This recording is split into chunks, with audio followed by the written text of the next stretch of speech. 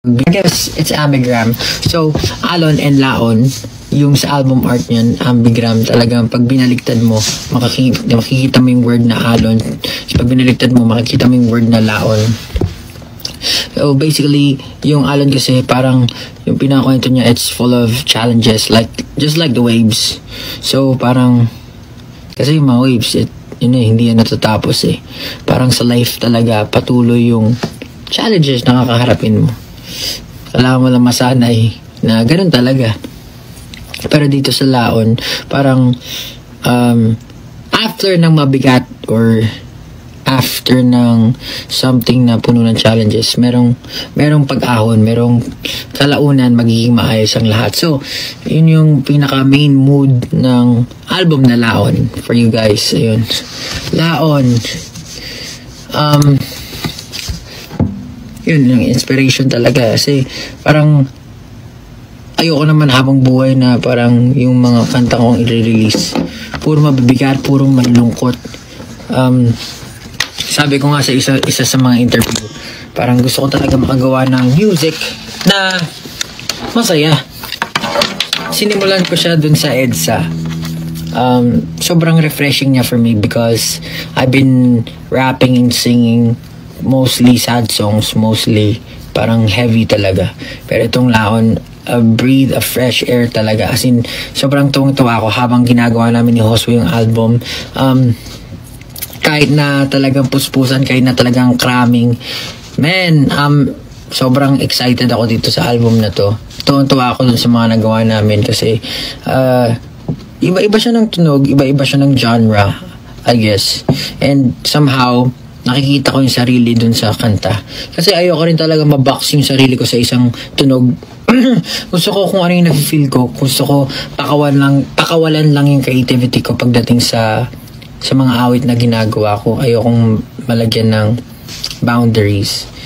Yun. Tapos, ano yung meaning ng cover art? Yung cover art, basically, di ba sa Alon, parang makikita nyo, I think the wolf dun is black. Tapos, meron siyang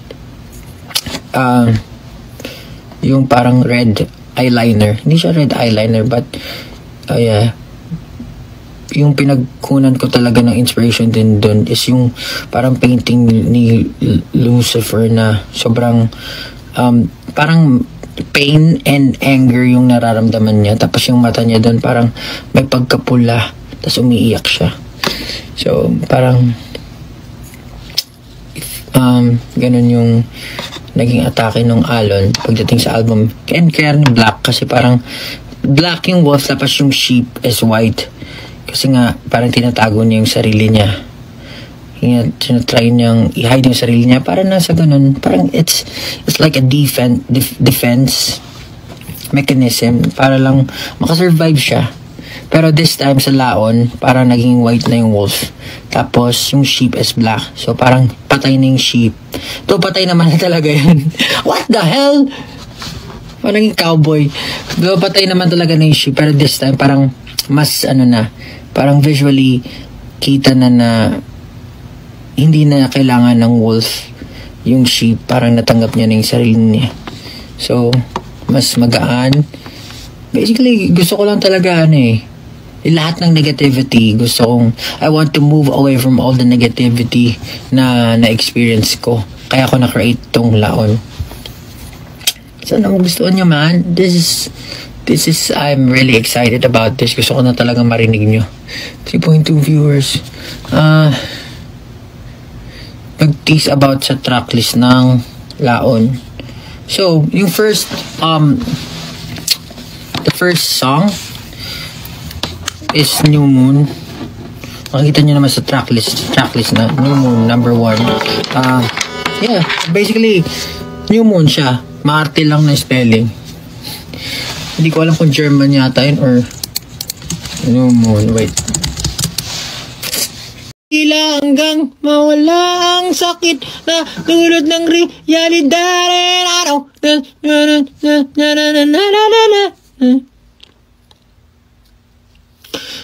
Ano ba makanta?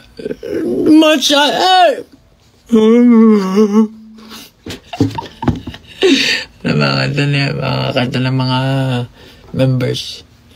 Yung kay Stel yung, kahit tagal na akong nagtitimping magtapat. Dinit hindi ko masabi ang tunay kong naramdaman. Nadarama pala. Malilirik ni Pablo.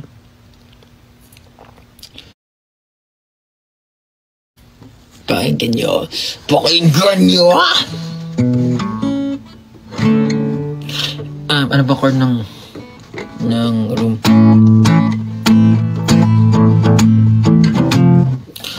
Soon as I set foot and try to make myself alive, I see your eyes, they glued in my happens all the time, and then you tell me that you're ready to chop a pie. My oh my, come on, get it. Babe, hope you're ready, 'cause I'm gonna invade. Listen to what I'm about to say. Whoa! You will find the answer. There's energy, there's within me, will never let you escape. Damn it, it's so pretty, I see me blowing your body. Picture perfect movie, troubling thrills me, I don't want an ending. Savor every bit of it, 'cause we're not in a hurry. I hate to break it to you, but in this room there's no one living.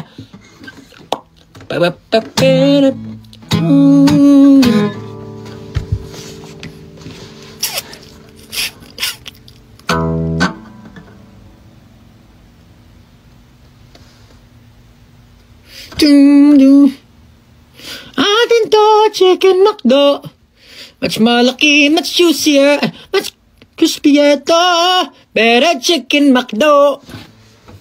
Ano mo yun?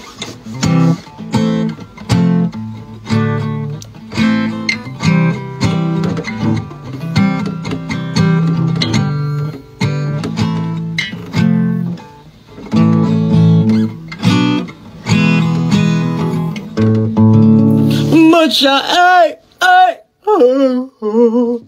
yun lang alam ko hindi ko sa ulo pero pinapakinggan ko naman yun. --